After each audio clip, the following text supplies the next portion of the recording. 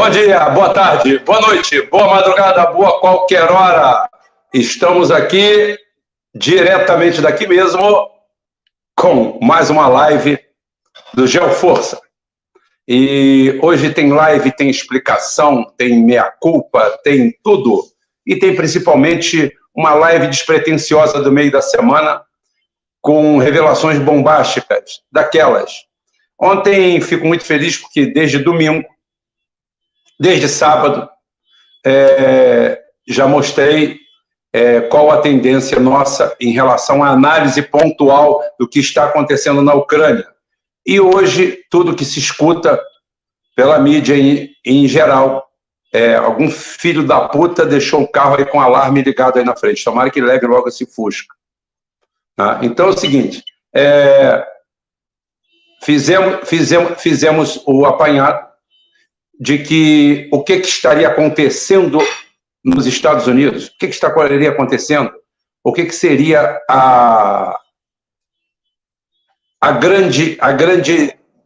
o grande aparecimento de documentos, espionagem. Olha, gente, espionagem não cai na mídia, espionagem não cai na imprensa, espionagem não cai em lugar nenhum desses.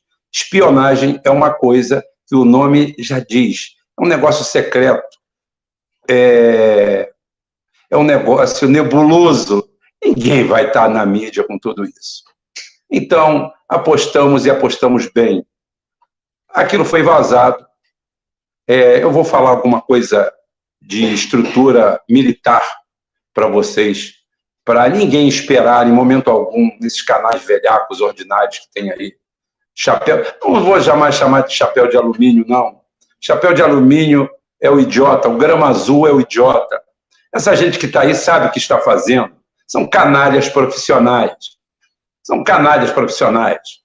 Hoje, no mundo militar, tudo canalha profissional, professor Rock, todos eles por trás de títulos nobiliárquicos de professor, professor isso, professor aquilo, professor aquilo outro, todos patrocinados, todos mal patrocinados, patrocínio de lojinha de roupa, tudo caô. Tá? Isso daí é uma terceira onda da mídia. É uma terceira onda da mídia, porque você sai da mídia tradicional que mente demais, você cai na mídia alternativa, que somos nós e outros igual a nós, e simplesmente a gente dá de cara com essa amálgama, tá? Com essa amálgama, não, amálgama é um nome muito, muito bonito para isso, tá? Esse chorume com falta de informação. Então, eu quero deixar claro para vocês, bem na cabeça de vocês, bem certinho, bem colocado na cabeça de vocês, que isso tudo aí é um jogo de cartas marcadas. Hoje, por exemplo, todo mundo sabe que a Espanha tem uma rusga histórica com Marrocos. Envolve Saara espanhol, envolve centenas e centenas de anos, aquela historinha. A Espanha é o país mais cachorro piquinês, mais vagabundo da Europa em relação aos Estados Unidos. Não o povo. É engraçado isso, né? O americano não é muito bem visto pelo povo europeu. Agora, as instituições europeias amam os Estados Unidos, que são acertos de cúpula, são acertos da impressora de dinheiro. E a Espanha, que é um dos países mais vassalos dos Estados Unidos, ganhou de presente dos Estados Unidos a venda dos HIMARS de última geração para o Marrocos. É isso que ganham os aliados. Cria cuervos que te sacarán los ojos. Este ditado, inclusive, é espanhol, né? Muito bacana, muito bacana. E, antes de tudo, antes de qualquer coisa, gente, antes do pessoal aglomerar um pouquinho, hoje é quarta-feira, tem futebol, tem um monte de coisa, o pessoal gosta de ver seus times, tenho nada contra, cada um na sua, ninguém precisa ficar vendo esse careca feioso aqui, ouvindo o que eu estou falando, mas hoje tem a concorrência do futebol, né? É um negócio pesado, mas não tem problema nenhum, não. Então, falando que, efetivamente, nós somos um canal sob ataque. Hoje nós estamos mudando uma plataforma, a gente Zoom, StreamYard. Então é o seguinte, nós somos um canal sob ataque. As nossas notificações não chegam todo o nosso trabalho, para aparecer em 2.000 visualizando aqui, o negócio é um osso. E é um número fantástico para o número de inscritos que nós temos, ou os números de inscritos que aparecem para a gente, porque a gente tem que duvidar de tudo. Nós não temos patrocínio, ninguém banca a nossa estadia, ninguém banca nada nosso. Não tem nenhum banner aqui, o nosso banner é vocês. Por isso que, dito isto, nós estamos fazendo esse bife na perna. Bife na perna que eu falo é quando alguém amarra um bife de fígado na perna para pedir alguma coisa. Então, a gente fala assim, aquele pidão ali, coitado, ele está com a perna caindo. Aquilo é um bife de fígado amarrado com a gaze para ficar com aquela cara melequenta, nojenta, você ficar com asco, nojo, repulsa e pena, e você dá. Então é o seguinte, nosso bife na perna hoje é esse. Se você quiser ajudar a gente, está o Pix aí, porque nós vamos preparar todo o nosso acervo para salvar tudo. A gente não sabe quanto tempo a gente vai durar numa plataforma dessa. E peço e sempre falo com as pessoas, você quer ajudar a gente?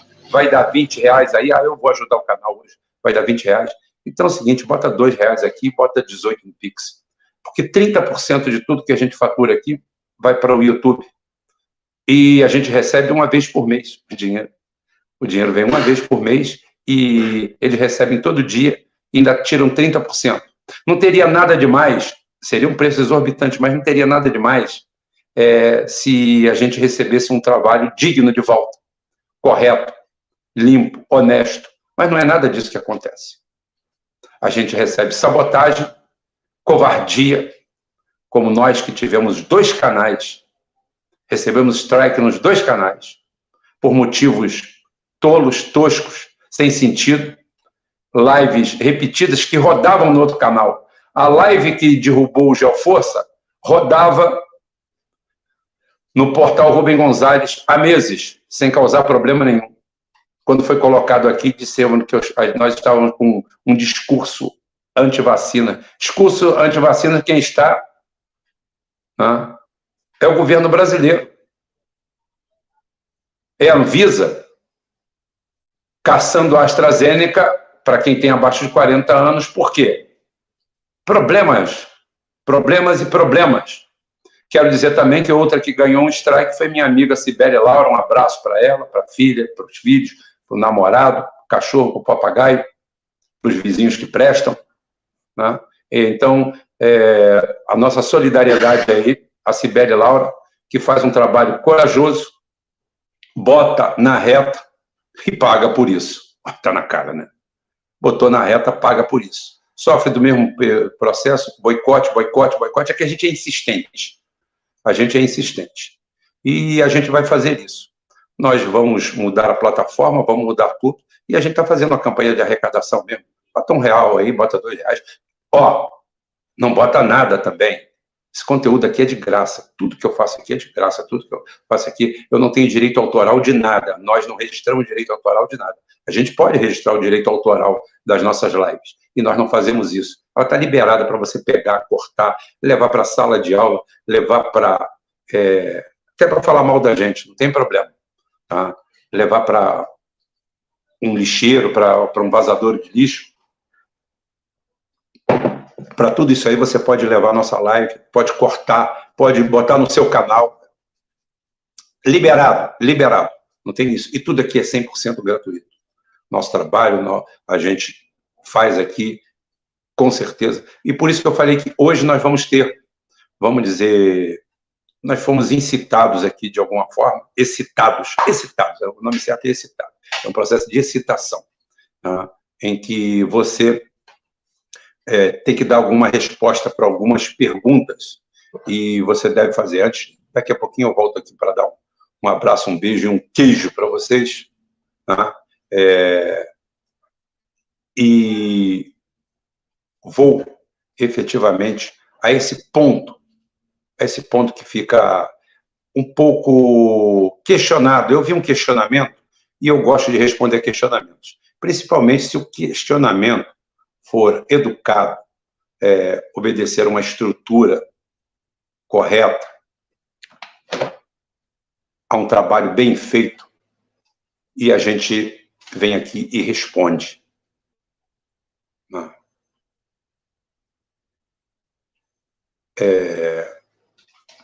Depois a gente vai dar uma abordadinha rápida, mais uma vez, sobre essa onda de ataques aí. Isso é um belo trabalho, gente. Isso é um trabalho muito bonito. Um trabalho muito bem feito. Isso lembra da baleia azul? Não. Isso é a mesma coisa. Isso é algo pré-determinado. Isso é um clock. São ativações neurais que acontecem pela ciência. Bem, corte aí. Aqui não tem Tramontina, então a gente corta com qualquer coisa. Corta com um pedaço de telha. Nós somos ancestrais. Hoje eu tenho que falar para vocês, abordar um assunto no qual eu sou cobrado muitas vezes nas redes sociais. E eu tenho que dar essa explicação. Se refere principalmente ao que o nosso canal, aparentemente, tá? As pessoas não se sentem bem à vontade ou desgostam do canal em algum momento do conteúdo, porque eu venho aqui e falo assuntos referentes à política nacional. Muitas vezes a pessoa gosta muito do meu conteúdo, mas quando chega aqui no conteúdo nacional, eu começo a ferir o sentimento e a suscetibilidade dele a certos assuntos. E outros não, outros realmente odeiam a política nacional. Eu quero deixar claro para essas pessoas que ocorre que a política nacional também faz parte da geopolítica. E ao contrário do que alguns brasileiros ou muitos brasileiros pensam, o Brasil é importantíssimo no mundo. Ele tem uma importância muito maior, onde as pessoas não enxergam, do que a importância que as pessoas dão ao Brasil em pontos irrelevantes. As pessoas se preocupam com o Brasil, sim, mas de outra forma. Tá? Eles têm um desdém terrível pelo povo brasileiro, em geral. Nós, como povo, somos desprezados. O país é que é importante demais. Essa é uma das vertentes para explicar a situação de abordar sempre o Brasil e a temática nacional. Nós somos parte do mundo. Nós somos parte do sistema. E eu não vou abrir mão de falar isso. É um canal geopolítico? É, mas é um canal com conteúdo falado daqui, em português, para ser entendido pela língua portuguesa. Tá? Não por todos, pela nossa estrutura de língua lusófona, ibero-lusófona, porque nós temos penetração também em todo a parte íbera da nossa... é a nossa latinitude, né? Não é a nossa latitude, é a nossa latinitude. E é o seguinte, eu tenho que deixar claro que tudo tem a ver com o público-alvo. 99% do nosso público é brasileiro, no máximo da comunidade portuguesa, ou ibero-portuguesa, como eu falei. Então, a nossa área de abrangência é essa. Muitas pessoas estão fora do Brasil, querem entender o que está acontecendo aqui, e nada melhor do que isso. Tá? Então, para explicar para vocês, tá, eu tenho que ter a capacidade de fazer conteúdo geopolítico por 2 horas, todos os dias. Eu poderia fazer só sobre assuntos de fora. Mas seria desonesto da minha parte não contribuir um pouco com a minha indignação para a melhoria do conteúdo e do contexto nacional. E sem deixar de falar e avisar para vocês, tá, que isso aqui sim é um canal brasileiro, com uma ponta talvez de arrogância. Não quero que ninguém leve isso para o lado, mas eu tenho certeza que eu faço o melhor canal de geopolítica do Brasil, pela frequência, pela dedicação e principalmente pelos resultados entregues e pela honestidade. Não me estou comparando aqui, por exemplo, com o comandante Farinazo, que faz o melhor canal armamentista, melhor do que o meu, no país. Eu me dedico prática e completamente à geopolítica. E sim, ele também faz geopolítica. Mas ele, por uma questão de escolha, ele não aborda a temática nacional, ou aborda sempre ao passant. Isso ele falando comigo mesmo e falando até com o público. Não gosta. Não gosta. É um direito que ele tem. Não por não conhecer, ele conhece bastante. Tá? E eu quero dizer para vocês que também eu levo para esse lado, porque eu jamais vou perder a minha capacidade de indignação. Tá? Jamais vou me curvar a governos que assumem o Brasil fingindo que esse país vive em torno da Faria Lima. Nossa vida, o que é? Discussão sobre gênero. Porque no meu país ideal, uma Tabata Amaral não teria espaço para ser absolutamente nada. Ela teria que ir para o mercado de trabalho. para se provar como a grande cientista que foi vendida, quando na realidade é uma marionete criada pelo sistema e atendendo a um grupo que a patrocinou e a colocou no sistema. Nada mais do que isso. Essas pessoas aparecem eleitas, talvez pelo grande poder da mídia ou por outros poderes que a gente nem consegue entender de onde vem. Mas, claro, quando você cria nichos, cria buracos na cabeça das pessoas, você acaba pegando Tabata Amaral, Kim Catapiru, aquele Guaxinim, todos eles, Holiday, Day mesmo, e daí, essa turma. Então é o seguinte, são todos marionetes de um sistema, e essa dicotomia esquerda-direita, que faz um mal desgraçado nesse país, porque acabou o romantismo, acabou a minha visão romântica da esquerda e da direita, sobrou para mim apenas o pragmatismo, sobrou a visão boa de conseguir abrir um caleidoscópio, e nesse caleidoscópio ver magicamente brasileiros de esquerda e de direita como homens que aparentemente nunca mais teremos em nosso solo. Eu nunca mais vou ter nesse solo, provavelmente com essa roupagem que está aí, um Geisel, um Médici, um Vargas, um Jango, um Brizola. Veja que eu andei da esquerda para a direita, um Jânio Quadros, que nunca foi uma coisa nem outra, era mais louco do que outra coisa. Vocês vejam que eu fiz um zigue-zague na minha trajetória e não saí de uma grande avenida chamada nacionalismo. Hoje nós temos esquerda e direita, esquerda lá e direita cá. E essa grande avenida chamada nacionalismo, chamada patriotismo, há uma diferença, mas não tem problema, vamos misturar tudo aqui no bom sentido, está abandonada. Porque lá tem um caminho, tem uns seguidores indo para um lado, aqui tem outros. Tá? E fica difícil, fica cada dia mais difícil a gente lidar com isso. Fica muito difícil. Nós nunca mais teremos essas pessoas no nosso solo, porque hoje temos que pedir primeiro licença e perdão aos verdadeiros donos do país, que estão todos fora dele. Aqui temos que fazer esse revezamento. Um poder fingindo ser uma coisa, o outro fingindo ser outra, e nós estamos todos lascados com essa turma. Quero deixar claro na minha conversa, esse meu desabafo, que não é um discurso, porque eu não sou político, é desabafo mesmo. É que a gente tem que explicar isso para vocês, porque são vocês que sustentam o canal, são vocês que mantêm o canal de pé, são vocês que tiram o dinheiro do bolso e ajudam a manter esse espaço. Vocês são o meu banner, vocês são a razão disso aqui existir. O eco tem que ser para vocês, e eu tenho que escutar o eco de vocês. Tá? Esse meu trabalho não deixa de ser uma grande recompensa. Tá? Eu sei, por isso que eu falei, quando as pessoas colaboram com o canal, que não tem patrocinador, não tem nada, tá?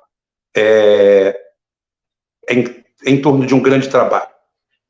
Nosso conteúdo, como eu falei, é 100% gratuito. Nós estamos aqui para pegar nada de ninguém.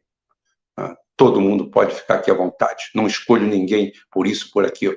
Claro, trato bem as pessoas que tratam bem o canal, mas nada aqui está à venda. Tá? E, voltando à vaca fria, a gente faz tudo isso porque tem um ponto que incomoda a gente demais. Eu quero que você se atenha a isso. Esse é o principal ponto dessa minha churumela, dessa minha conversada. Que o Brasil não pode fazer por menos. O Brasil não pode ser menos. Não podemos enaltecer um governo que diz que se orgulhava de ter aumentado o programa do Bolsa Família para o nosso povo. E que o outro que vem acusa que o programa era ruim e que agora vai melhorar. Como que se fosse dando migalhas para o povo, criando uma nação de zumbis, pessoas com vidas miseráveis, que cederam o seu país para oportunistas de todas as espécies, para economistas bandidos, para grupos e mais grupos, que tomaram conta de tudo. A única coisa que fazem é se revezar no poder, sempre fingindo uma historinha, esse processo dicotômico, eu contra você, você contra eu, Lula contra Bolsonaro, Bolsonaro contra Lula. E depois disso tudo, o máximo que eles conseguem é ter a imensa capacidade de dar ao nosso povo menos de 5% de tudo que produzimos. Chamamos isso de grande governo. Isso não é um governo. Não é isso que eu estou procurando. O mito e a lenda. Hoje nós estamos entre o mito e a lenda.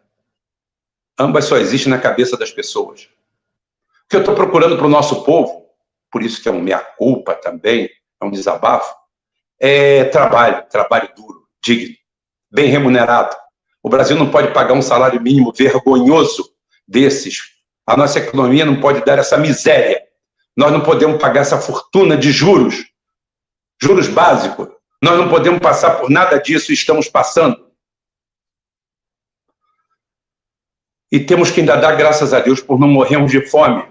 O país mais rico do mundo, materialmente falando, tem um presidente que diz que o sonho dele, que é um repeteco do sonho que ele teve há 20 anos atrás, é que cada brasileiro fizesse 3 refeições por dia. Desculpe, quem faz 3 refeições por dia é presidiário. Me desculpe mais uma vez. Os presidiários do nosso país que cometeram erros, delitos, eles fazem 3 refeições por dia. Pedir isso como grande sonho para o cidadão brasileiro, médio comum, é como criminalizar o nosso povo. Nós não somos presidiários. Nós temos direito a refeições livres, a comer a hora que quisermos, a hora que bem entendermos. Nós temos condições para isso. Agora, o que não pode é alguém nas suas costas estar comendo o que é seu. E para o nosso povo, criaram esse boneco maravilhoso, com seus braços esquerdos e direitos, batendo a carteira do povo, ligados a organismos internacionais, a políticas econômicas espúrias, e levando o nosso povo a uma trágica farsa. O Brasil é rico, o Brasil é milionário. Eu não estou aqui para cobrir a viagem do Lula à China, porque eu não faço esse tipo de jornalismo. Eu faço aqui análise política. Eu não tenho como competir com a CNN, eu não tenho como competir com a Globo. O meu emissário particular, que eu consigo mandar mais longe, está ali no sofá, a 3 metros de distância. Então, eu não tenho correspondentes. Meu maior correspondente é um amigo do peito, que é o Wellington Calazans, é o Carlos Velasco, Rafael Machado, são os mais díspares, e algumas pessoas que assistem a gente pelo mundo. Então, eu não vou concorrer com cobertura de nada. Eu quero saber da realidade. Eu fico revoltado quando vejo governos e mais governos. Agora sim, agora sobrou dinheiro para comprar fralda. Diz o Zeca Dirceu, em Brasília, um cara que nunca pregou um prego numa barra de sabão, já nasceu encastelado na política, o pai dele envolvido em dezenas de casos de corrupção. Não estou falando da Lava Jato, não.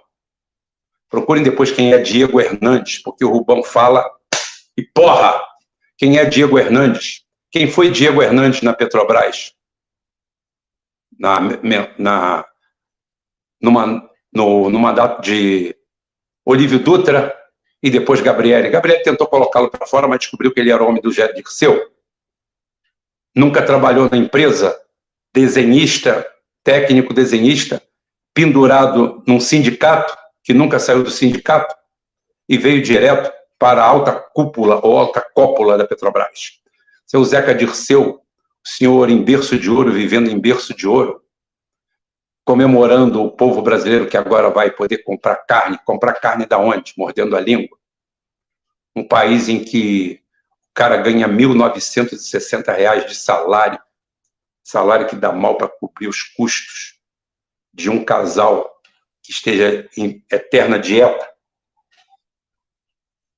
que more no muquifo, pagar renda, enquanto quem vem aqui aportar 10, 20, 30 bilhões do dinheiro de papel que não existe, dinheiro de planilha Excel, eu inventei esse termo, eu quero royalties, dinheiro de planilha Excel, o cara chega numa posição da planilha Excel e diz que você tem 100 bilhões lá, e você vende aquilo para os outros e aquilo vira uma verdade. Basta ir lá escrever. É assim que é o dinheiro virtual americano, totalmente afastado da realidade, da produção. Totalmente, totalmente. Então aqui a gente vem aqui sempre com esse nó de indignação. Não vem aqui para puxar sardinha para Bolsonaro. É um político de quinta categoria. Um reles, um qualquer. Nunca teve peito, sempre esteve abaixo do seu público. Eu digo que o bolsonarista, mesmo aquele mais obtuso, ele não merecia um Bolsonaro. Falando a verdade, ele não merecia um Bolsonaro. E o lulista, esse mais aguerrido, aquele que não está atrás de uma boquinha, atrás de um emprego, atrás de uma mamata, ou atrás de defender uma ONG, uma vagabundagem, o cidadão comum, ele merecia algo bem melhor do que o Lula. Porque esses ainda estão envenenados com essa historinha de esquerda e direita. Foi criada exatamente para isso. Essa dicotomia foi criada para isso. O caminho é o centro. Não estou falando política de centro. É o centro que abrange tanto a esquerda quanto a direita. A grande avenida, eu comecei essa avenida com rolos compressores. Getúlio Vargas foi um rolo compressor. João Goulart deixou a desejar, mas tinha tudo para ser um rolo compressor. Médici foi um rolo compressor. Costa e Silva não teve tempo. Geisel foi o maior compressor. Se você me perguntar qual foi o maior presidente do Brasil na sua história, eu vou falar que foi Ernesto Geisel, de ponta a ponta. Tá?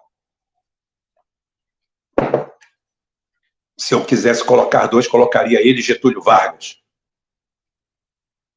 Ele e Getúlio Vargas. Um criou as leis que defenderam o brasileiro, o trabalhador brasileiro. Criou o conjunto de leis.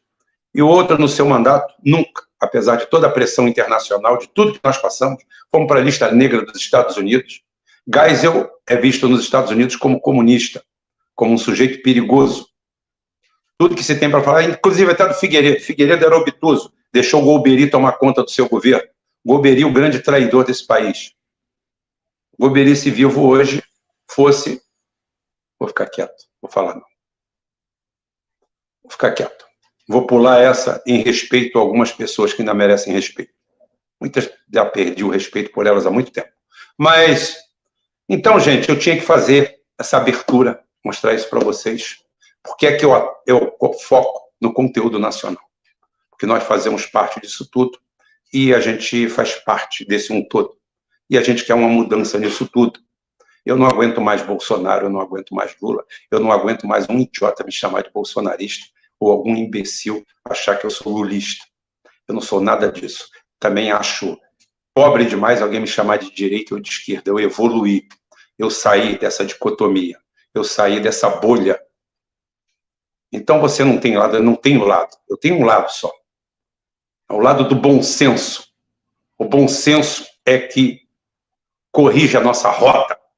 Rubem pegou errado aqui. Você foi grosso, você maltratou o seu filho ali. O que faz você pedir desculpa ao seu filho de uma forma ou de outra? Bom senso. Eu vou criar, acho que o Partido do Bom Senso. Seria um nome assim meio jocoso, né? Mas seria o Partido do Bom Senso. Você quer uma utopia, o bom senso? O bom senso é assim. Você pisa no pé de alguém, você imediatamente se coloca embaixo do pé dessa pessoa, você que está tomando a pisada, você cria um processo automático de empatia e você volta e pede desculpa. Você passa do lado de alguém caído. Você vai embora, como eu já fiz, e voltei. E voltei e ajudei a pessoa. Eu não tenho que ficar falando aqui o que eu fiz na minha vida, porque a mão esquerda não tem que saber o que a mão direita faz. Esse é o princípio de quando você faz o bem. O mal todo mundo vai difundir, muitas vezes o bem que você faz é passado como mal. Mas é assim, o que a mão esquerda faz, a mão direita não precisa ficar sabendo. Então, aquilo ali que faz você retroceder é o bom senso. O bom senso vale para tudo. Vale para a religião, vale para a torcida, vale para tudo. Você está discutindo com um amigo, futebol, brincando, e daqui a pouquinho você passa do limite, o torcedor passa do limite. E quando você passa do limite, você olha para ele e fala assim, pô, peguei pesado, né? Também não é bem assim, né? Por outro lado, tanto. Isso é bom senso. Com bom senso em cima, não tem guerra na Ucrânia, não tem guerra na Alemanha, não tem guerra em lugar nenhum. Mas o pior é que a maioria das pessoas criam um bom senso de capa, que é chamado falsidade, hipocrisia, e mais uma série de palavras aí. A língua portuguesa é farta em dar nome para calabares, para cabos anselmos, para traidores, para gente que trai os seus, cavalos de Troia enfiados na nossa vida e nas nossas veias. Então, convite meu sempre é para o bom senso. Venha para o bom senso você também. Vem. Tinha uma propaganda de um banco. Vem para a Caixa você também, né? Então, vem para o bom senso você também. Tenha bom senso. Não seja bonzinho, não. Porque bom senso, às vezes, é tacar a mão nas fuças de alguém. Bom senso, às vezes, é voltar e pisar no pé de novo do cara. Bom senso é voltar, botar o dedo na cara e falar assim, foi isso que eu falei. Você não escutou mal, não. Isso faz parte do bom senso. O bom senso não é apenas voltar e pedir desculpa. É voltar e pisar na barata de novo, porque você achou que ela estava se mexendo aí. É isso que é o bom senso. O bom senso é um conjunto de práticas que, no final das contas, fazem bem a todo mundo. Ninguém nunca tem nada contra uma pessoa de bom senso. Aonde falta o bom senso, sobra barbárie. Dando um pequeno exemplo, estava conversando ontem, almoçando com 2 amigos, um direto aqui no canal, e estavam falando sobre um torcedor do Flamengo que assassinou um torcedor do Fluminense, e não foi nem torcedor do Flamengo é com o Fluminense, que na realidade a briga ali não foi nem por causa de torcida. O cara acho que sofreu uma pequena agressão, sacou da pistola, deu um monte de tiro no cara, matou o cara. E o que ocorreu? O cara morreu. A família do cara está marcada para o resto da vida. Perdeu um membro da família por motivo fútil, motivo tolo, por causa de uma briga numa pizzaria, por causa de uma pizza, 11 horas da noite, onde o álcool já tinha tomado conta dos neurônios. Esse cara desgraçou essa família. Mas desgraçou outra família, desgraçou a dele também. Porque ele é um servidor público, não é um bandido. Ah, ele foi não é bandido. Servidor público, com arma funcional, atuou contra a sua própria corporação, era um agente do DEGASE, foi preso em flagrante, faltava 2 anos para se aposentar, vai ser demitido, vai perder tudo, a sua família vai cair, provavelmente em desgraça, vai se desfazer, porque acaba se desfazendo. Tudo isso porque ninguém usou o bom senso na hora certa. Tem hora que não tem como recuar, mas aquilo era tolice. E nessas horas falta o bom senso. O convite meu é para isso. Agora eu vou lá falar com vocês um oi, um bom dia. E faça isso aí, gente. Colabore com o nosso Pix aí. Dê preferência para o nosso Pix. Faça aí. Nós estamos fazendo uma grande obra, que é realmente botar tudo isso aqui num acervo e abrir outras plataformas, porque aqui, como eu falei, para quem chegou agora, o YouTube leva 30% dos nossos rendimentos, tá? Do que vocês doam, eles levam 30%. Pagam uma vez por mês e recebem todos os dias, toda vez que você deposita, no dia seguinte está lá. E se fizessem isso, se fizessem um bom trabalho, mas ainda pegam esse dinheiro para perseguir a gente. Aí é sacanagem demais, né? Por isso que a gente está com o Pix aí na tela, a gente pede para vocês, quem puder, quem quiser, tem aqui conteúdo, fica até o final, aqui é tudo de graça, pelo amor de Deus. Não confunda isso com aquilo. Eu ia falar com bunda, mas aí iam dizer que eu não tenho educação. Então, não confunda isso com aquilo. Tá? Deixa eu falar com vocês um pouquinho.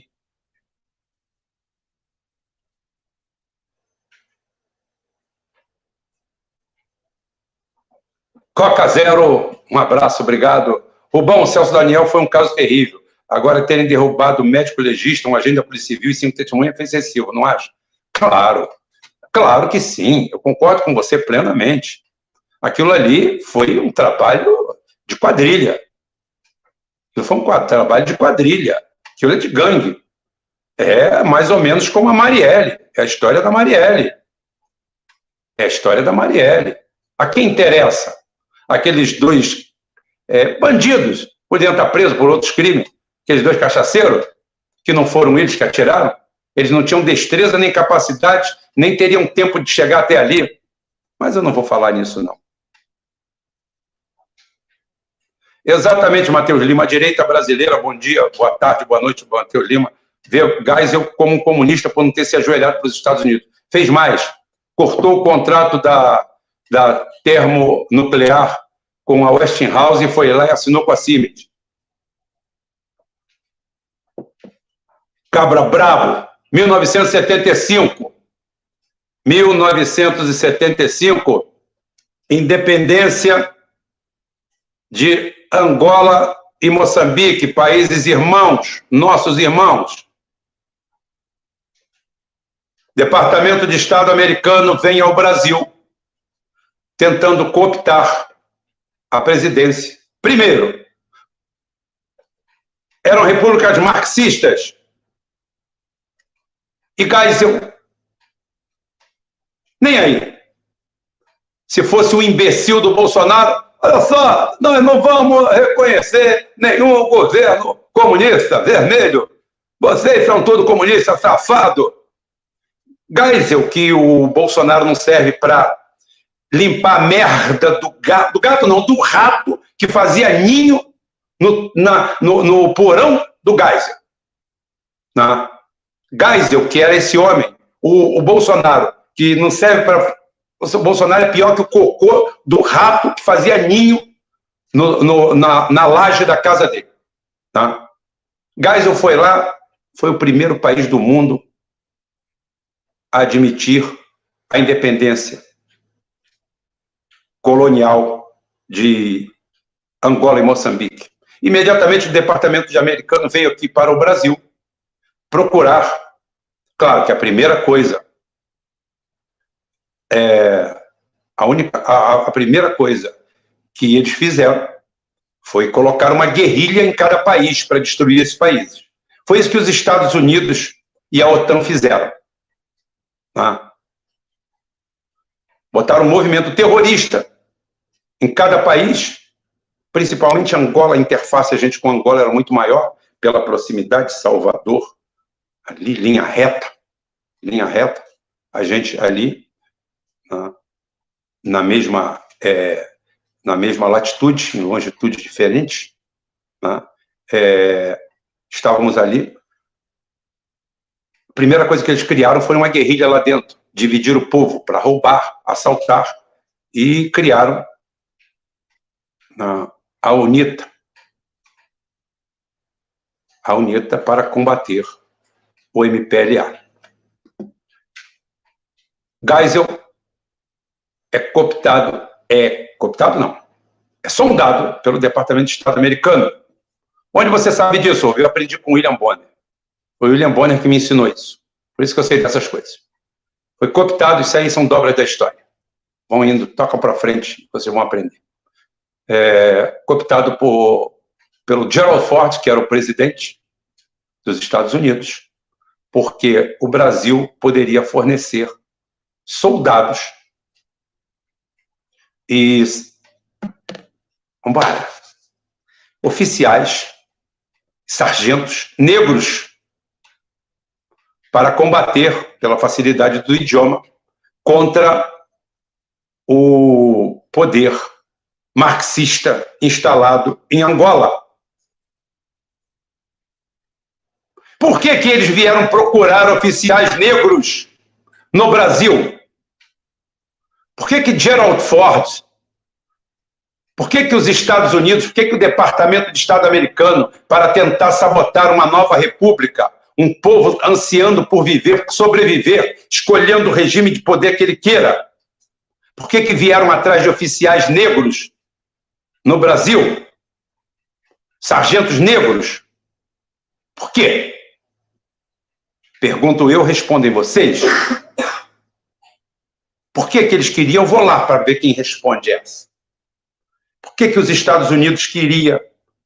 Por que os Estados Unidos queria oficiais negros e soldados e sargentos negros para combater ao lado, tá, da UNITA ao comunismo em Angola? Hein? Vamos ver quem acerta. Exatamente, Felipe Santana. Exatamente. Não era só a língua. Eles não tinham, porque eles tratavam os negros dele como cidadão de terceira classe, como se pertencesse a um zoológico. Bingo, bola dentro. Exatamente. Eles queriam comandantes negros para não chamar atenção, para não mostrar que estavam interferindo em outra guerra. A facilidade do idioma. Não tenha dúvida que sairia daqui do Brasil na mão de Bolsonaro com 200, 300, 500 soldados, que todo mundo é soldado, né, oficial, com 200, 300 soldados embaixo do braço. Mas eles encararam Geisel, e Geisel mandou todos a merda. Por isso que ele é tão amado pelo Departamento de Estado americano. Por isso que você vê histórias de tortura que são colocados na conta. Por isso essa satanização. O AI-5, que parecia o inferno na Terra, eu aprendi, cresci com isso na minha cabeça. Eu aprendi que foi o segundo momento de redenção do Brasil, depois do Estado Novo. Eu vou repetir para vocês um dado aqui que eu tenho há muito tempo e que sempre abordo e parei de abordar. 1930, 1980, se você fizer isso, você tem meio século, 50 anos. Nesses 50 anos, o Brasil passou de 1930 a 1945, praticamente, num regime monocrático. 15 anos de governo Vargas. Ótimo. 15 anos de governo Vargas. Passou de 1964 a 1980, 16 anos. Governo de estrutura monocrática, com vários presidentes nomeados. 15 mais 16, 31.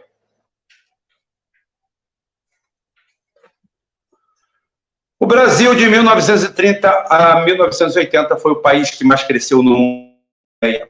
Não teve Rússia, não teve União Soviética, não teve nada. O país que mais cresceu no mundo de 1930 a 1950, que construiu o parque industrial, que fez a diferença, que fez tudo isso, foi o Brasil. E nesse período, 67% foi sob regime de exceção. Eu não estou pedindo regime de exceção, mas foram regimes autocráticos. Então eu não vou falar do regime de exceção, eu vou falar da autocracia. Vamos dizer que o regime de exceção seja o lado ruim da autocracia, que pode ser sim, com um viés muito mais liberal de liberdade não é liberal econômico, para ninguém confundir, do que foi. Então, isso aqui são números. Contra números, ninguém briga. É igual o governo do Lula com desarmamento e recorde de homicídios. Isso são números. Ninguém tira. Pode fazer o malabarismo que for. Matemática, ciência perfeita, está tudo em cima. Eu devia essa a vocês e estou pagando. E vou continuar pagando. Tá? Vamos aqui, Jonathan Rocha, Leonei Silva Campos, Damião, Juscelene Alves, Johnny, o sistema é um lixo.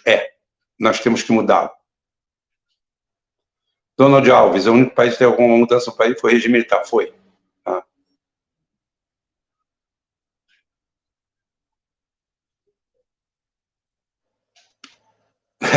Cirção, Dudu Mil, que assumiu, gauchada é tão mais que aqui até a primeira dama faz a barba. É verdade.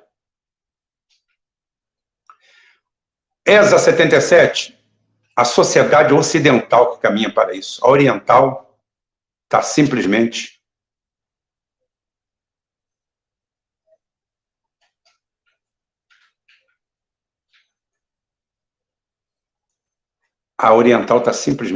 Gente, olha só, eu estou lendo aqui um monte de coisa. Eu não fiz programa sobre a Michelle, não, tá? A Michelle é ex-primeira-dama.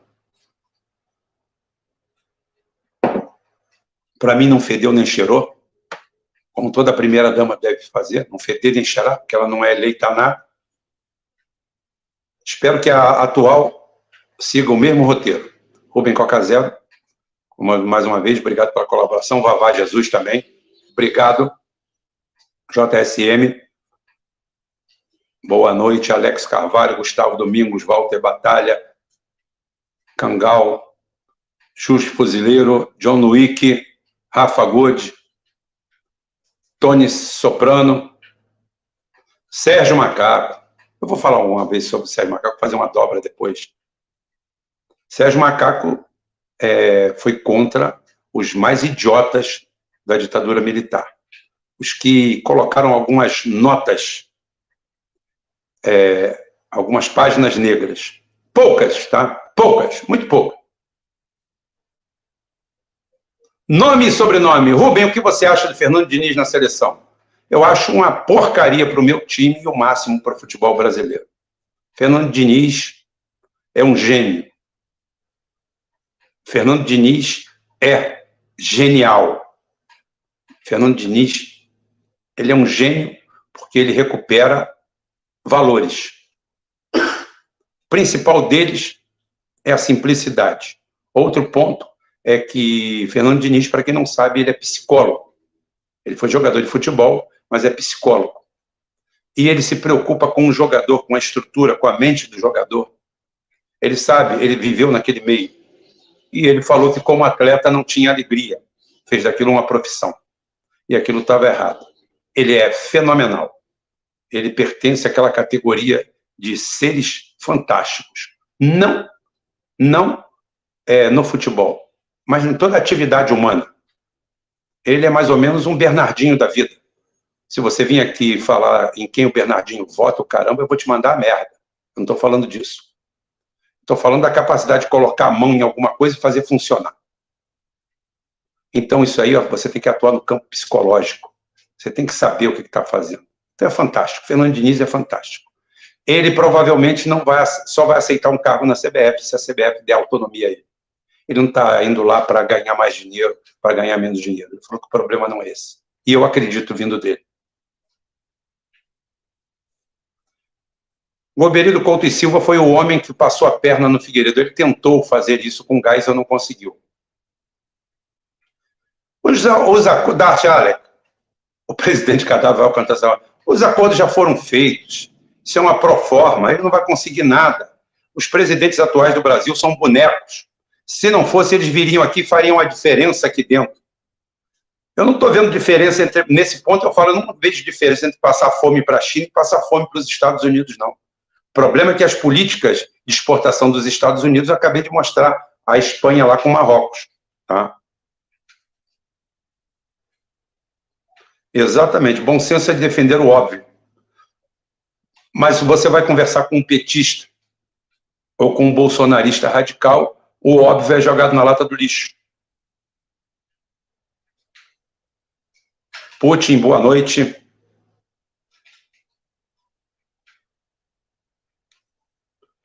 Tiago Garcia, boa noite, Rubem. Hoje eu recebi a triste notícia de que o Parque Nacional da minha cidade foi privatizado por Bolsonaro e sua trupe. Parque Nacional de Itatiaia.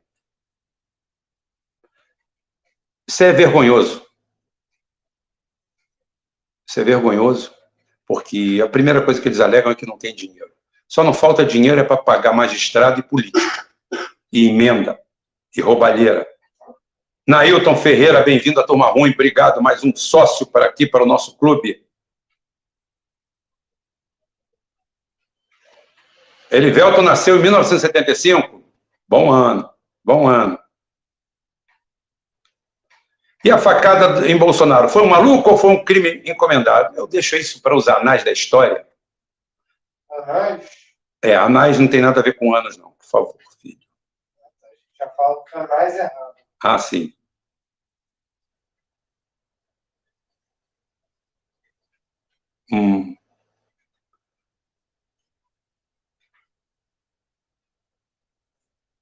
Bolsonaro é um ratinho da política.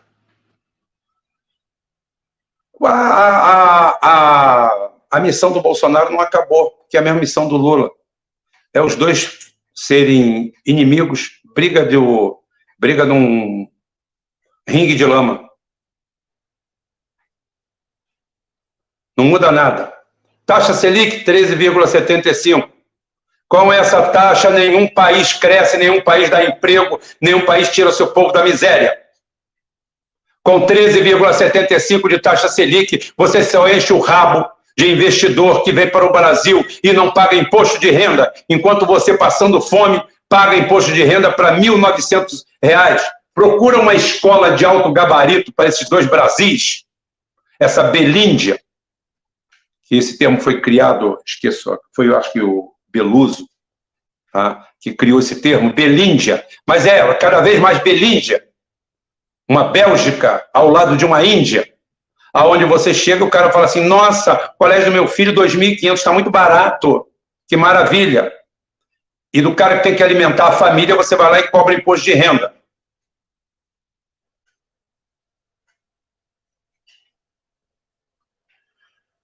Luiz Estrela, você está completamente errado, não é depois de 64, não, porque Geisel reequipou as Forças Armadas Brasileiras, tá? Os militares compraram os Mirage, porque os Estados Unidos, graças a Deus, não permitiu, são tão amigos nossos, que não permitiram a gente comprar aquele lixo do F-104 Starfighter. Aí, não brincaram.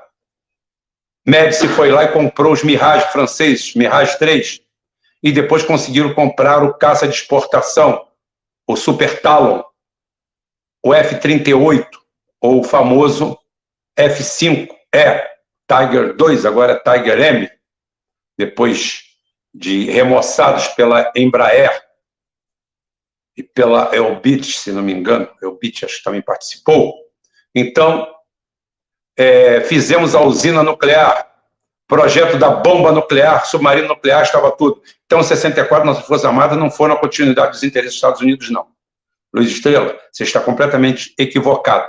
Isso acontece com a nova república, que desde o primeiro dia quer acabar com as Forças Armadas e entregar tudo do país, e se revezam com afinco para fazer isso.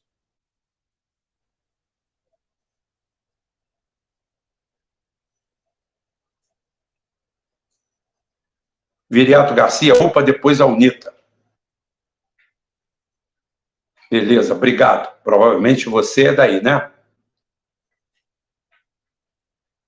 Rubem, durante a Guerra das Malvinas, algum país americano apoiou a Inglaterra? O Chile. O canalha do Chile.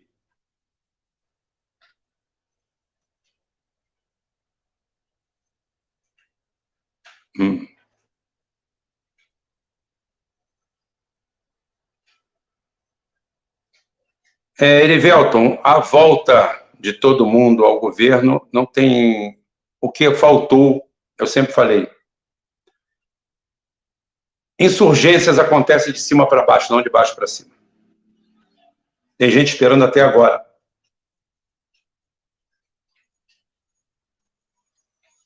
Ex-feminista virou nacionalista? Existe ex-feminista? Felipe Santana, cheguei agora no seu negócio.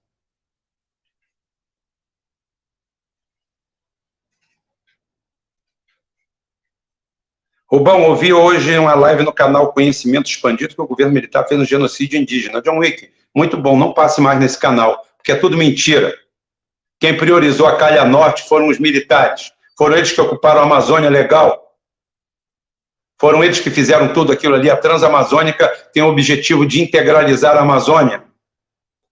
Os indígenas, desde aquela época, só conhecem médico que veste verde. Eles não sabem que médico veste branco. Que todo médico, todo dentista vinha com isso. Vinha de farda, porque era um militar. Saudoso projeto Rondon. Hoje nós temos projeto de queimação de rosca nos DCE das faculdades, onde aqueles vagabundos se amontoam, se apinhoam, fumando maconha e provando a que ponto chegamos no campo acadêmico nacional. Está feio o negócio. Está feio e vai piorar. Exatamente, Mateus.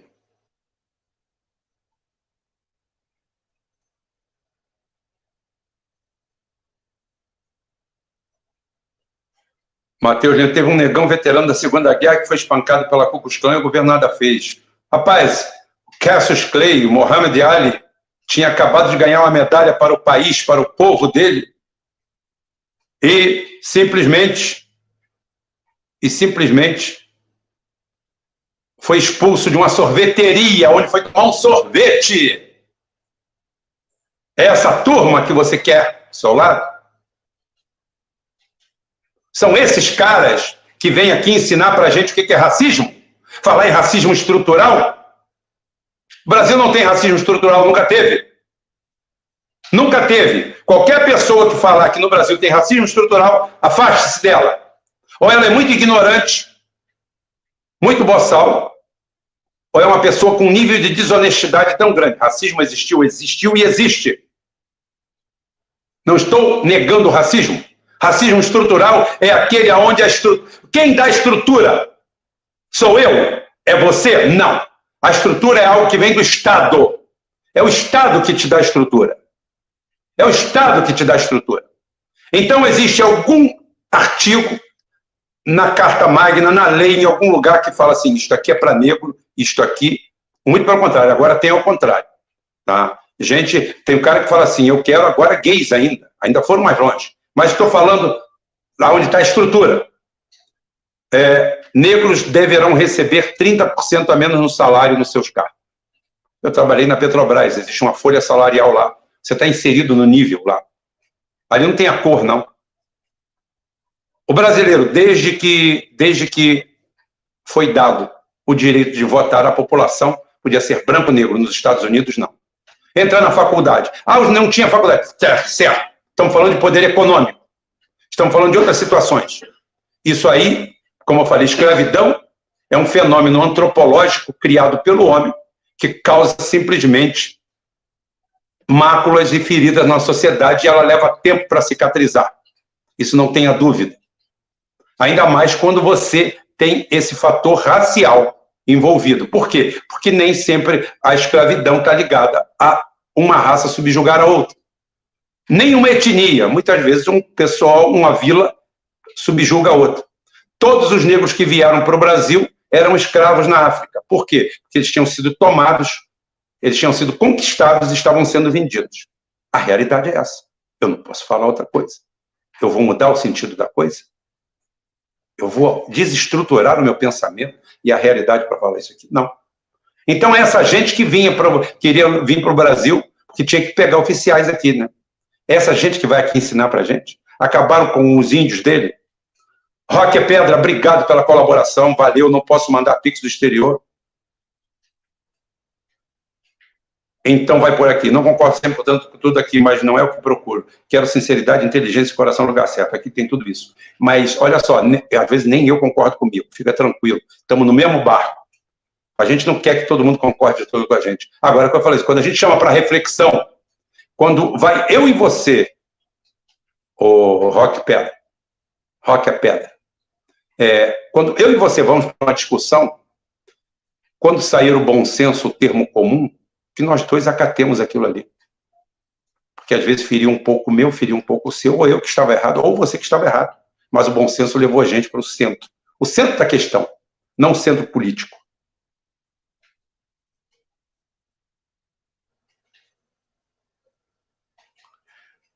Caissara Rubem, porque em alguns países com alto índice de qualidade de vida conseguem cobrar impostos sobre lucro, dividendos e impostos sobre grande fortuna? Porque o Brasil não implementa a mesma cobrança. Porque o Brasil é uma sesmaria.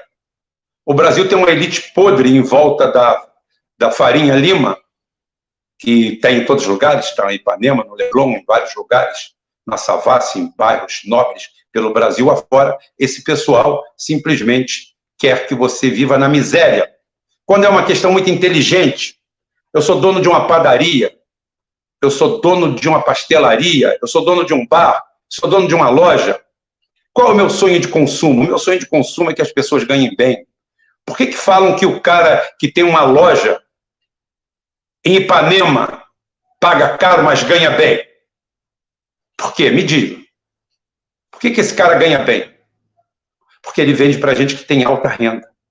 É só isso. Claro que ele paga mais caro pelas coisas, mas ele ganha bem. Por quê? Porque ele está num substrato da população, aquele 1% que tem uma vida de nababo, não vou dizer de nababo, mas ganha bem. Aí o que você faz? Qual é o seu caminho? Você vem para a periferia, tenta pagar R$500 por mês ao cara que trabalha para você, ou as empresas tentam fazer isso, e depois você não descobre. Por que está acontecendo aquilo? Eu vou contar para vocês um ciclo que existe em Itaboraí, orgulho da minha cidade, que conseguiu reverter um processo dos mangues. Os mangues de Itaboraí, para quem não sabe, São Gonçalo, Itaboraí, Magé, essa região aqui todinha, mas tem uma parte de mangue muito em Itaboraí. Itaboraí, acho que tem a maior parte. Nós temos aqui o melhor caranguejo do Brasil, para mim o melhor do mundo. Eu gosto de caranguejo, mas não tem caranguejo igual a esse. Me desculpem os baianos, o caranguejo daqui é muito mais gostoso. É uma questão de alimento, é uma questão disso, daquilo, é sempre assim, a regionalidade. Pois bem, há 30 anos atrás o caranguejo desapareceu. Desapareceu o caranguejo. Não tinha mais caranguejo. Você chegava para comprar caranguejo, acabou, está muito difícil. Filhotinho, pequeno, porcaria. Por quê? Porque o caranguejo se alimenta praticamente do broto do pau do mangue. É uma vegetação típica de mangue e ele se alimenta daquele broto. E o que aquele pau de mangue dá umas varas retas, compridas, usado em obra, era usado muito em obra. Aí o que acontece? O pescador de caranguejo, na sua ignorância, sem conhecimento algum, sem nada, o caranguejo saía, ia procriar, você não achava ele, estava muito magro, estava muito ruim. Ele, para ganhar dinheiro, cortava o pau do mangue. Cortava o pau do mangue, cortava o alimento. Ele fechou o ciclo, ele quebrou o ciclo vital da procriação. Ele cortou. E ele não sabia o que estava acontecendo. Ele não sabia o efeito que tinha o fato dele estar fazendo aquilo ali. Uma coisa te leva a outra, e você muitas vezes não chega a essa conclusão. Moral da história, em Itaboraí foi feito um trabalho, existe uma guarda municipal para isso, existe o defenso, existiram leis nacionais que ajudaram nisso aí, e hoje você pode comer caranguejo a hora que você quiser. Ninguém devasta mais o mangue, ninguém vende mais nada. No período do defenso, cada cidadão daquele ali cadastrado recebe um salário mínimo, está todo mundo bem, todo mundo vivendo, dá uma renda boa, melhor do que trabalhar para os outros, quem está lá está com isso aí, e ali em Itambi, naquela região ali, você vai lá, compra caranguejo de qualidade, muito bem, sempre tem caranguejo grande, ninguém pega fêmea, ninguém passa no defenso, e hoje nós temos uma guarda lá funcionando. Então é isso. Aonde está um caso com o outro? É isso. Você cortou a comida do caranguejo, você cortou o ciclo vital da vida. A vida do caranguejo te interessa, porque você quer papar o caranguejo. Então, você, em algum momento, você cortou esse ciclo. A mesma coisa. Eu deveria ganhar R$3.000 por mês. Um salário assim, daria, assim, raspando a dignidade. Raspando a dignidade, muito pouco, mas raspando a dignidade. Aí você corta o salário desse, desemprega esse cara, você passa ele para uma ajuda de R$600. Você cortou o ciclo. Você cortou o ciclo do dinheiro. O dono da farmácia vai quebrar, vai haver uma quebra em cascata. O dono da farmácia não quebra porque eles usam para lavar dinheiro. Então, tem outra história aí. Então é o seguinte, o que acontece? Você quebrou o ciclo. Então, nós temos uma sociedade em que o rico tem inveja do pobre. Esse é o elemento, vamos dizer assim, comunista da coisa, aonde se apegam muitos comunistas, aonde se apegam a nossa esquerda festiva, só que a nossa esquerda festiva se apega a isso, só que eles querem uma boa vida para eles, querem ser bom vivant, e você que se lasque também, porque eles estão atrás de um partido dos trabalhadores, um partido social, que não liga para nada, liga só para eles. Emprego em ONG, mamata, maconha, cachaça, tá tudo bom. Nós não. Nós temos que liberar esse fluxo. O governo do Lula, que mais cresceu, foi o segundo governo dele. O segundo governo dele e os 2 primeiros anos do governo da Dilma foi aonde houve uma explosão de consumo, onde as pessoas tinham dinheiro para gastar, mas foi as commodities, acabou tudo, acabou o milho, acabou a pipoca. Rubem Coca Zero, obrigado pela colaboração. Rubão, Putin foi eleito pelo povo russo em 99, e as outras vezes, mas foi a KGB que escolheu o seu melhor homem para esse trabalho e tomaram o poder pelo voto em 99. Essa KGB stalinista e o Partido Chinês são aliados com unha e carne. Eu não tenho nada para falar, perfeitamente. Precisavam pegar o poder. Pegaram o poder e simplesmente não largaram mais, e nem vão largar mais. Leandro Nicola, estou cansado de tudo, preciso encontrar força para ser um bom nacionalista. Está aqui a sua força. Darth Alec, você viu o brinquedo russo acertar 3 mil, sim. E já estão em 8 mil.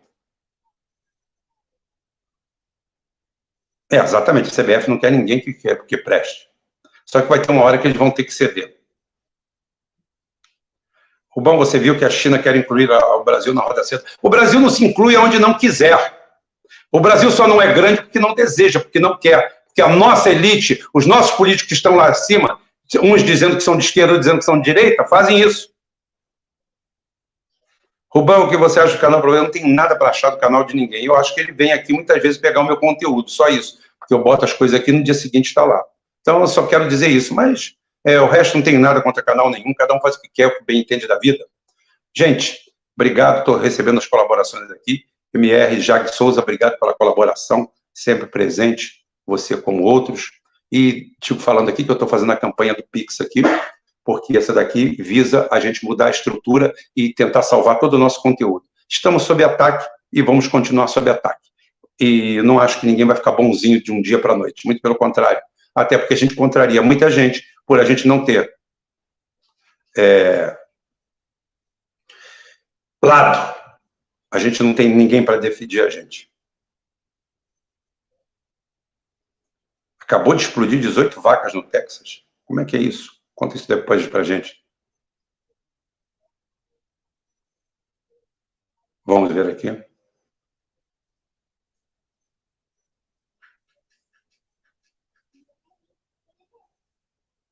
Exatamente. Racismo estrutural é quando a estrutura do Estado atua contra alguém pela raça. O artigo 5º da União, artigo 1º da Constituição, artigo 5º da Constituição, já acabam com tudo isso. Nunca existiu isso no Brasil. Em nenhum deles. Em nenhum tipo de regime.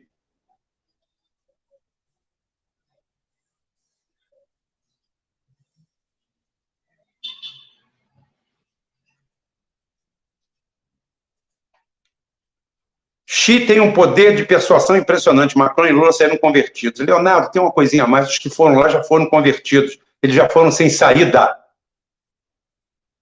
Não é só o poder de conversão. Quando a China abre para você a caixa de ferramenta dela, você se assusta. Tietê era usado para competição de natação. Sim, quem ganhou vários prêmios lá foi o João Avelange, que era nadador. Caranguejo. Guaiamum é diferente. Guaiamum é aquele azul grande. Né?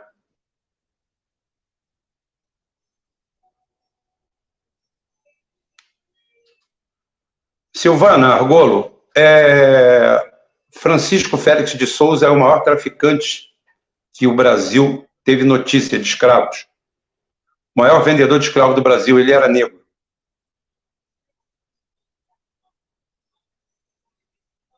É só ver a poluição, o combate à poluição na Baía de Guanabara. Tem quase 40 anos. Tem quase 40 anos. Roubaram dinheiro, tem muita casa na região dos lagos, muita Ferrari em garagem aí, dali.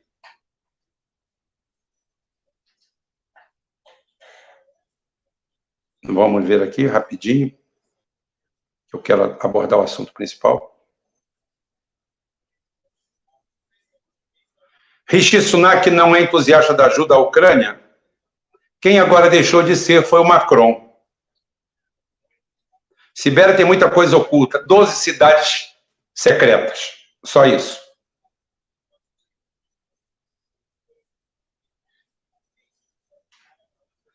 Você viu a notícia de que o David Meyer, da Rothschild, o caçula da família Rothschild, está namorando Angelina Jolie? Porra, mas bicho.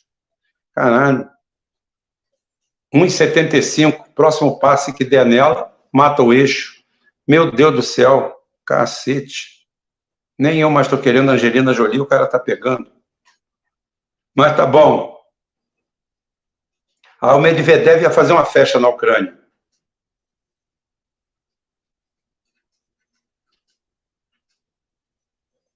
A explosão foi tão intensa que uma enorme nuvem de fumaça escura foi vista a quilômetros de distância. Quantidade de água com morte estimada.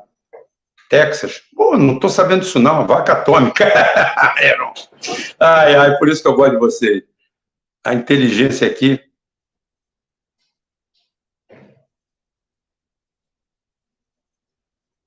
O primeiro-ministro da Inglaterra teve um pouquinho mais de voto que o comandante Farinaso. Tá? Gente, vamos à mote principal da live, o que nós temos que falar para vocês hoje aqui. É o corte principal, é o final, é o que a gente tem. Nós vamos cortar tudo, colocar. Porque Putin atacou a Ucrânia. Bem, eu e o comandante Farinaso, vou botar ele junto, vou trazer ele junto para o Boa Nação. A gente conversava muito, falava muito sobre o assunto, sempre abordando. E a gente se achava e tinha certeza que o timing tinha passado, que não haveria mais invasão. Para mim, não haveria mais invasão. O comandante também achava isso. Nós tínhamos todos os elementos para achar que haveria invasão, tudo, mas houve uma barrou-se, não houve a invasão. Mas de uma hora para outra, 24 de fevereiro, a Rússia caminha para cima, porque tudo isso veio dos últimos relatórios que havia. Claro que há os desdobramentos que eu falo aqui, que não são incongruentes. Manter a guerra numa temperatura tal, aonde o Ocidente está se rebentando, a olhos vistos, criando fissuras. Hoje, Viktor Orbán mandou todo mundo a merda e disse que vai comprar petróleo, óleo, gasolina, bicicleta, tá? Da Gazprom e foda-se. Desculpem o foda-se, mas foi isso que ele falou. Então, só para vocês verem, Erdogan vive numa briga de gato e rato. Macron agora está se insurgindo, querendo caminhos novos, não por ser um grande estadista, mas por ser um grande oportunista e ver que não tem outra saída. França pegando fogo porque dinheiro fácil e energia barata, dinheiro fácil vindo da África e o combustível barato vindo da Rússia acabou. Então todo mundo acha a sua veia nacionalista na hora que precisa. Até Bolsonaro doando tudo que é brasileiro para uma quadrilha, para uma gangue, e o Lula nada fazendo quando entra, todos eles com seu discursinho nacionalista. Todos eles, a OTAN hoje é um saco rasgado, roto, não existe coesão. O principal país estratégico da OTAN se chama Turquia e vive as turras com a própria OTAN, com parcerias, inclusive militares, com a Rússia. Problemas regionais existem ali com outras minorias étnicas, com outras raças, mas isso aí não diz respeito a mim, isso aí diz respeito àquela geopolítica local, porque tem muito a ver com aquilo que passa na Europa. Dirigentes entreguistas em contraponto ao povo. Como eu falo, os americanos são bem mal vistos na Europa inteira. Só são bem vistos pela cúpula. Mas o que veio para Putin foi de estarrecer os relatórios que bateram na mesa. A Rússia só fez um ataque devastador e demolidor nessa guerra em um lugar: Mariupol. A Rússia nunca mais foi a mesma e leva a sua guerra em banho-maria. Banho-maria. Botando PMC Wagner, botando as milícias, botando um pouco do seu exército, treinando o seu exército. Mas só teve um lugar onde chechenos e spetsnazes caíram como moscas e fizeram um trabalho avassalador. Mariupol. Por que Mariupol? Porque Mariupol, existe uma Mariupol 200 metros abaixo de Mariupol. A Rússia mostrou depois, você tem que fazer uma leitura ampla da coisa, grande angular, você dá uma leitura, aí você descobre por que a Rússia não meteu meia dúzia de Kinzhal com ponteira de titânio, para se ele conseguiu destruir um quartel-general da OTAN, onde 300 a 500 oficiais e servidores do alto comando da OTAN foram destruídos a 150 metros de profundidade. Por que é que Mariupol, por que é que os porões de Mariupol foram tão preservados e as forças chechenas e os spetsnazes desceram ali, entraram dentro daquele calabouço para ganhar a guerra no homem a homem?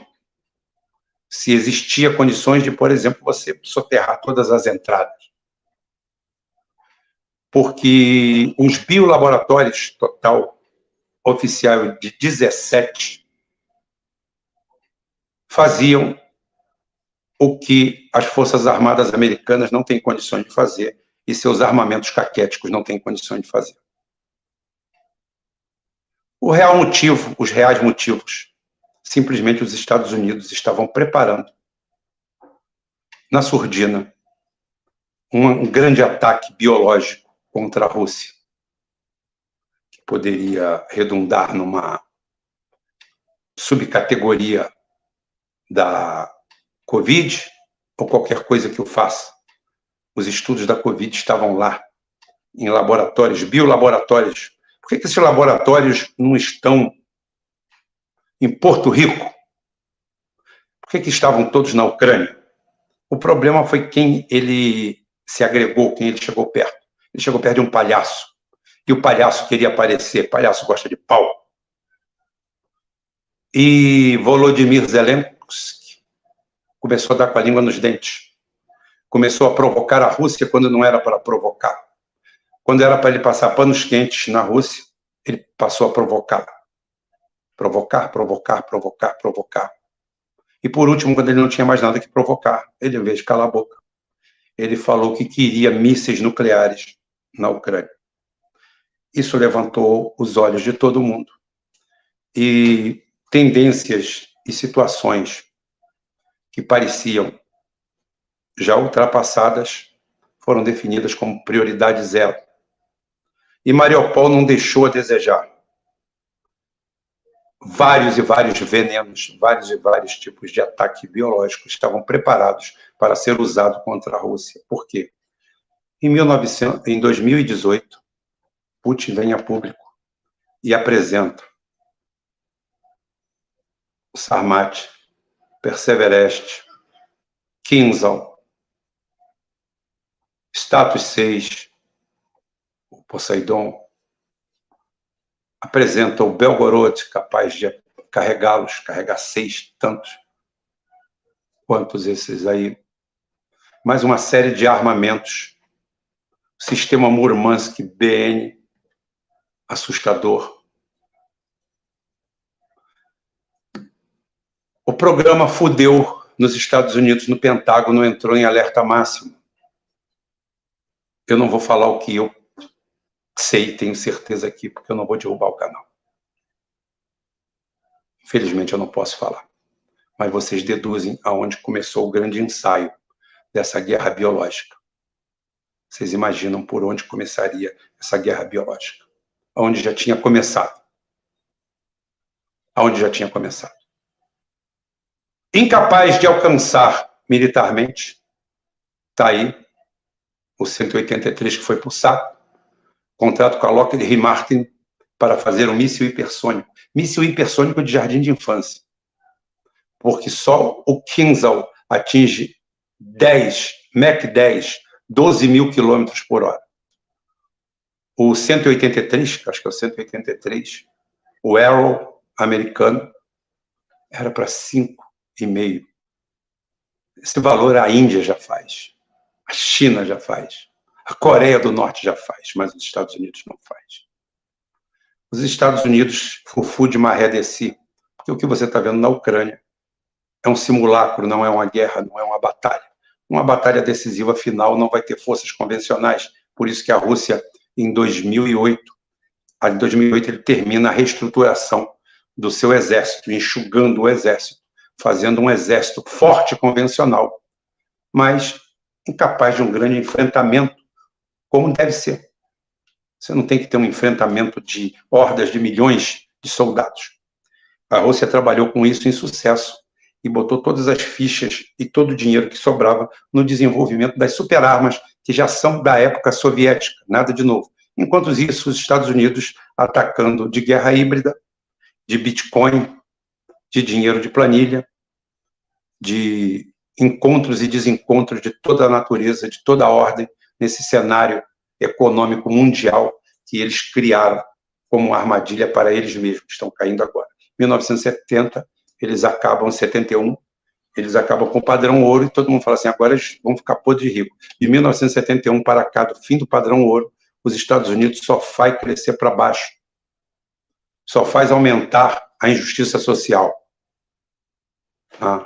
Em 1976, a classe média americana tinha algo em torno de 29% da riqueza do país. É aqui que se mede a riqueza, percentuais. 1976, 30% da população americana, 30% do dinheiro americano era da classe média. Hoje, 7 a 8% do dinheiro dos Estados Unidos está na mão da classe média. Isso é para vocês verem a deterioração que eles fizeram, que eles apresentaram. Então, incapazes de tirar essa diferença, foram para armas biológicas, que eles conhecem há muito tempo, desde a época do Saddam, né? Desde sempre. Só que o Putin atacou. Existem relatórios correndo aí as embaixadas dos países, existem relatórios sendo passados para todos os países da OTAN, da NATO, da ONU, todos os países, para receberem todo com provas, com tudo do que estava acontecendo ali. Foi por isso que o Putin atacou a Ucrânia. Agora está liberado para um monte de youtubers aí copiar o meu conteúdo e ir mais a fundo, porque eu não preciso ir a fundo, eu não preciso pegar números. Números vocês pegam no dia a dia. O conceito básico é o que vale. Está aqui o conceito, conceitualmente está aqui explicado. É isso que eu tenho que fazer com vocês. Explicar para vocês o que está acontecendo. Por que Putin atacou a Ucrânia? Ele não iria atacar mais, não. Iria tentar forçar ao máximo os acordos de Minsk. Mas os Estados Unidos estavam acelerados na guerra biológica para simplesmente, não sei qual os patógenos, os antígenos, não sei de nada disso, que seriam ministrados, um é suspeito, mas não posso falar para a live não cair. Então é o seguinte, esse seria a grande derrota da Rússia. A favor deles, a pequena população da Rússia, 145 milhões de habitantes num país que tem 17 milhões e meio de quilômetros quadrados. Mais de 2 vezes o tamanho, ou 17.100, cento e pouco, né? 17.100 e pouco quilômetros quadrados, 17 milhões. Uma população apenas de 145 milhões. População quase 40% menor que a brasileira. E o Brasil já não é um país superhabitado, tem bastante população, mas se você for lá para Bangladesh, você vai ver o que é um país habitado. Se você for para a África agora, você vai saber o que é um país bem habitado. Tá? Então, a Rússia seria atacada de forma devastadora por hordas de vídeos, que a narrativa oficial iria dizer, talvez até que foi o próprio Putin que fez aquilo com o povo dele. Não espere nada diferente desse pessoal. É isso que eles são capazes. Tá? E são capazes mesmo. Amanhã eu vou falar um pouco sobre uma instituição financeira americana que é a única que merece o meu respeito no mundo. A única instituição americana que merece, de dinheiro, que merece meu respeito no mundo.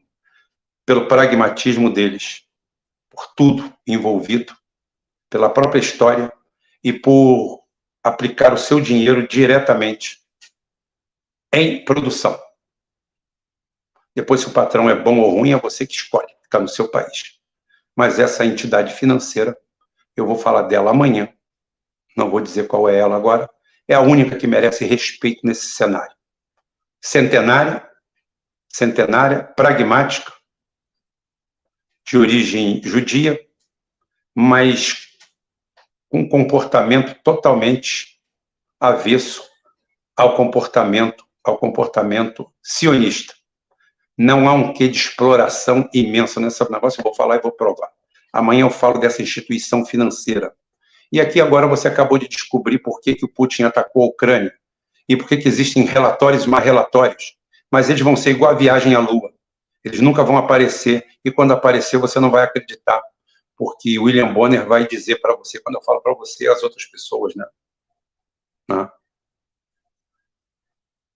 As outras pessoas falam isso, então a pessoa acaba dizendo e chega aqui para mim e pergunta de onde é a minha fonte. Vai perguntar para Rock, para essa turma, tá? Então, gente, estamos aí com o nosso canal, Pix Portal Rubem Gonzalez, tá aí, rubengonzalez@gmail.com.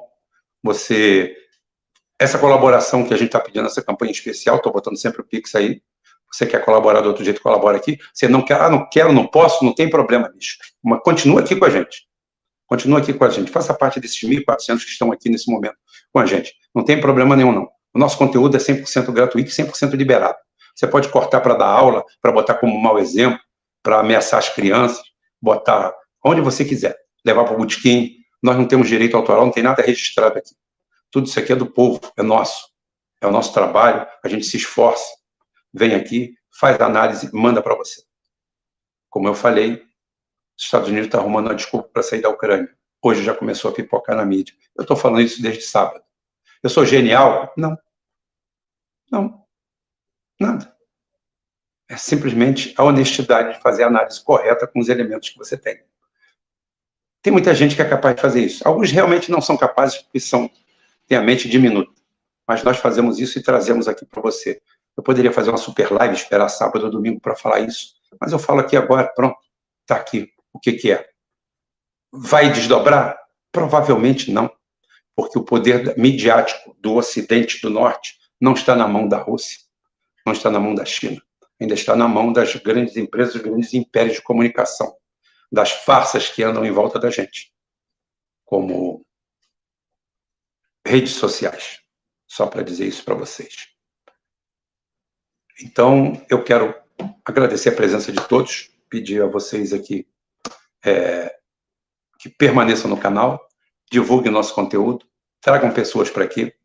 E a gente sabe, muitos não estão recebendo a notificação, mas a gente está aqui sempre 9h30, 9h45, e no domingo a gente está às 18 horas. Fora isso aí, uma vez ou outra sai a sazonalidade, e um dia ou outro que eu não faço um vídeo, coloco o outro no ar, antigo e sempre atual. Nunca coloquei um vídeo com 2, 3, 4 anos que não estivesse atual. Fico muito feliz com isso. É o único momento onde eu gosto de enxergar. Eu não vou ver minha live agora. Eu não consigo ver. Eu só vejo minhas lives antigas, bem antigas. E lá atrás eu vejo e falo assim, rapaz, esse careca de vez em quando acerta um. Ah, feioso, estava mais gordo, né?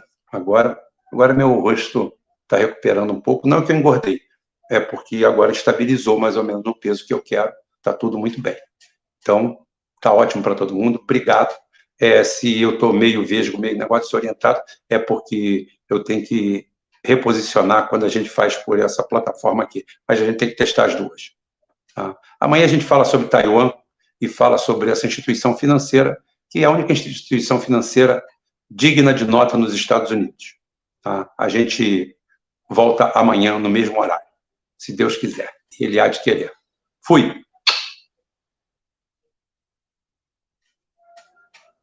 É o Christian que tira.